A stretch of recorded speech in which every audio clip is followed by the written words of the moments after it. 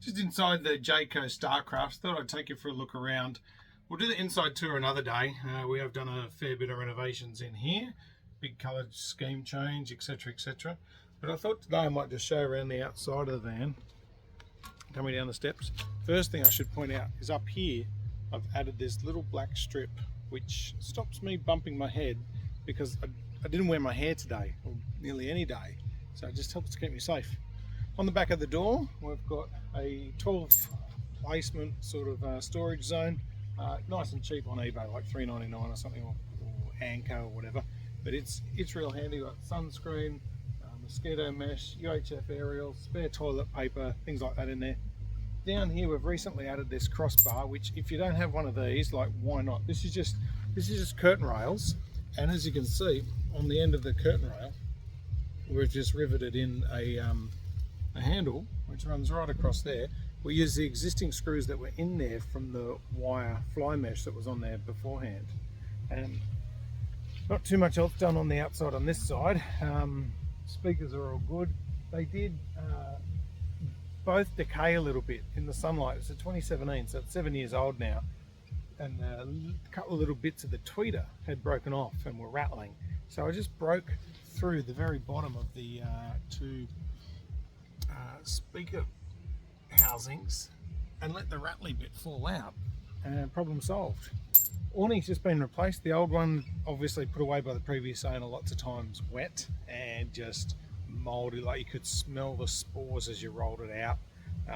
A few little pinholes, daylight coming through, so we just went, nah, replace it. Now that's about $1,200 plus a bit of labour to get it done. I once installed a roller door and I wasn't going to install anything else that rolled again here. Power outlets are still the same. This is a standard Jayco shelf here, but we also put a second one on the front, which makes more sense because it's right next to the barbecue. When I say we put it on, the previous owner put it on. So this is a standard Jayco shelf, drops down to 90 degrees. The owner originally, who had this van, put a second one on here because he couldn't work out why there was one down there away from the barbecue and nothing up here where you could rescue barbecue tools and stuff on.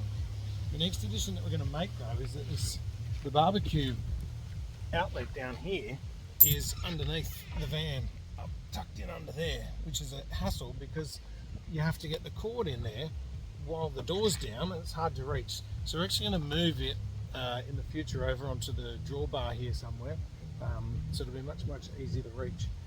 On the front we've got the stone stomper, which is just a nice way to spend excess money.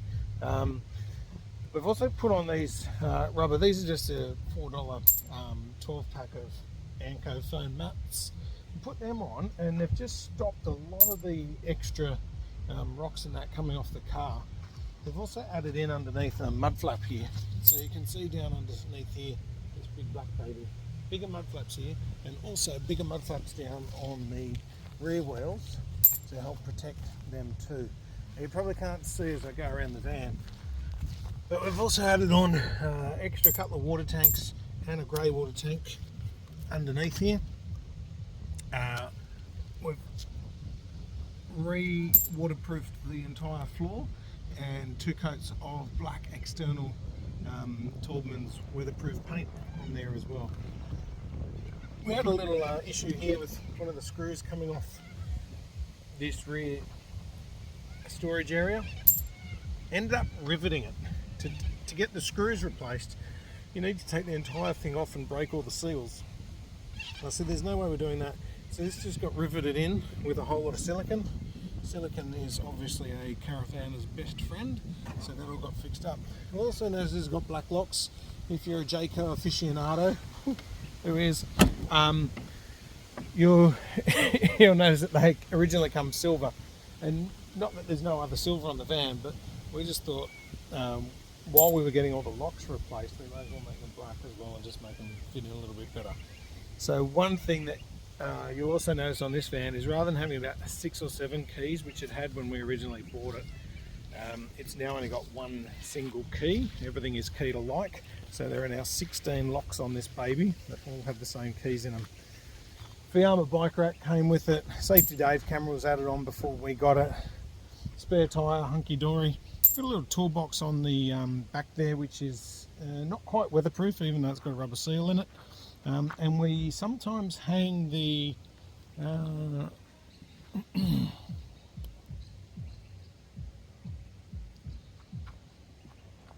sorry, just had some corn in my teeth.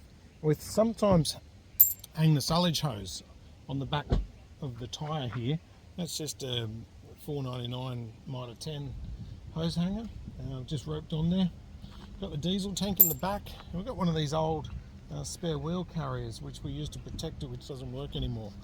You'll also notice this non-standard edition, these 2-inch square spotlights, they're wired up to the reversing lights.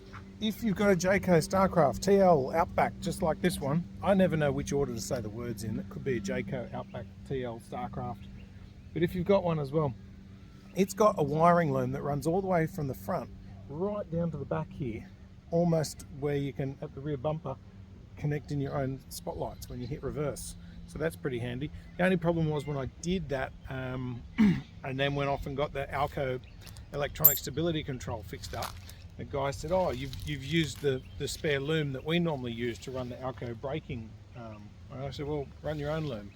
So he then ran his own loom and said, you need to get a red Anderson plug. So I went and got, I'll walk up here, went and got a red Anderson.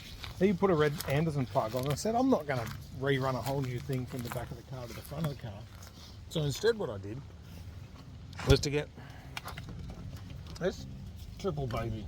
Look at that. So that had a single Anderson plug feed out of the back of the car that existed here before, and it now runs into the fridge, a DC to DC charger, and to the braking there as well.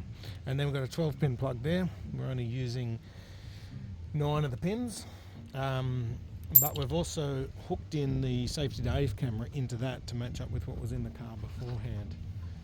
The car's just standard. That's for another story, another day. We took off the big condom cone over the front of the LPG storage because with this on, we didn't think we really needed to have that as well. And it also meant we could move this back another 150 mils, which gave a lot more room with the car with the spare wheels on the back to turn around. We replaced a couple of the stabilizer legs. We did look to get the electronic, they're called blackjack, no, 360, 370, whatever they are, but we decided not to. We just couldn't justify the price. And we even see people with their drills and that doing these. Oh yeah, the boys are at camp over here, so that's good. We haven't contemplated doing the Bosch 360s, but we couldn't justify the expense. People want to turn up at camp and have a drink and do no effort, no work. And if that's going to happen, you're just going to put on a whole lot of weight too quickly. So we said, oh, let's not do that. By the way, we're camping down at Cadell on the Murray River. Cadell's near Waikery, and further along the river is Big M, Little Organ. Some people say those two things together, but I think it's funny to say them separately. Yeah, so about two hours out of Adelaide, 2 hours out of the CBD of Adelaide here. Other things we've done, just little bits and pieces. I have wired in all of these lights to a separate 7-pin socket on the front, so at night time I can actually run all the clearance lights around the van, just to give us a bit more vision. I painted this baby black because I said, well, if this is black, why would this be white? And it was quite old, and that one got UV damaged. This one seems to be fine, so I gave it a couple of coats of black. You'll also see the aerial here is, I don't even know if it's functional, but it wasn't receiving very well yesterday. On top of the roof, you'll see there is now 5 solar panels on this car. It came with one originally. That Statesman quality is only a V6, but it sounds pretty good. So on the top here, 5 solar panels.